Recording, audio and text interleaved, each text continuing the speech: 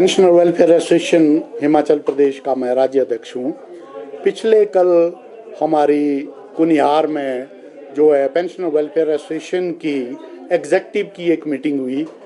उसमें सरकार के प्रति बहुत रोष प्रकट किया गया, क्योंकि हमें उम्मीद थी कि ये जो बजट सरकार ने अभी पेश किया है उसमें पेंशनरों के लिए, खास करके वो पेंशनर जनवरी 16 से जनवरी 22 तक के बीच के है, ये वो पेंशनर है जिनका ग्रेजुटी, लीव एनकैशमेंट तथा जो पे का डिफरेंस जब ये सर्विस में थे और वो जो पेंशन का जब से पेंशनर रहे उसका डिफरेंस, और इस तरह के कई और भी है कम्यूटेशन वगैरह जो है, इनके बहुत बड़ा जो पैसा है सरकार के पास पेंडिंग है।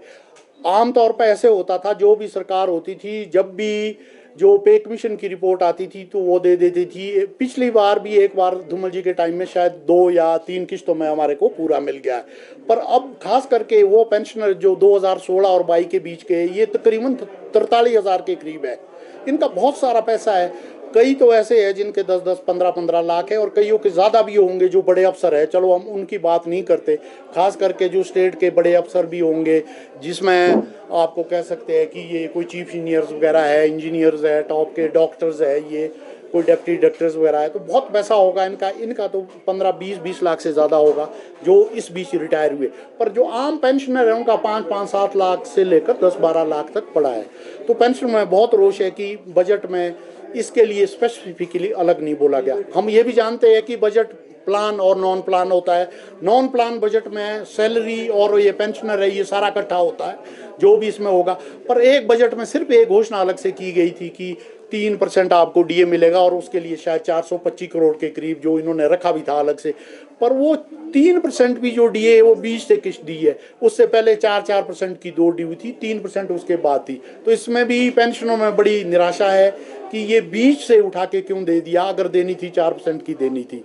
तो हम माननीय मुख्यमंत्री से मिले थे 4 मार्च को भी, तब भी हमने बोला था, और उन्होंने ये भी बोला था कि बजट में मैं आपका ध्यान रखूंगा, जो भी कुछ ना कुछ मैं बजट में दूंगा।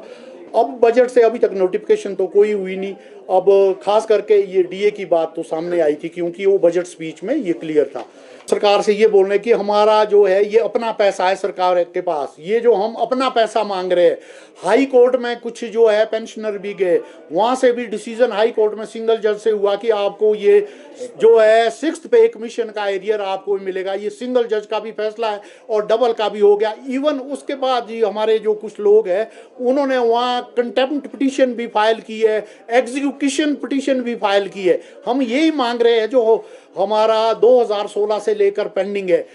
2026 में, ये 25 चल रहा है, 26 में तो सेंट्रल गवर्नमेंट में तो नेक्स्ट पे कमीशन की भी घोषणा कर दी है, वो भी आएगा। पर हमारे को तो अभी 16 का नहीं जो मिल रहा है। हम आपके माध्यम से माननीय मुख्यमंत्री जी से ये मांग करते हैं कि जो ये पेंशनर का ड्यू है, जो पीछे से लेकर जो ड्यू पड़ा हुआ है, 6th पे कमीशन का एरियर है, इनको दिया जाए। क्योंकि पेंशनर एक ऐसे कैटेगरी है, 70-75 के बाद तो पता नहीं कब भगवान को प्यारे हो जाए जो भी है। इसीलिए जो खास करके वो पेंशनर जो 16 और 22 के बीच है, उनका बहुत बड़ा पैसा है। इनसे हमने पहले भी बोला, कम से कम हमने माननीय मुख्यमंत्री से ये मांग की, आप पूरा नहीं दे सकते तो इनका 50% तो जरूर इनको दिया जाए।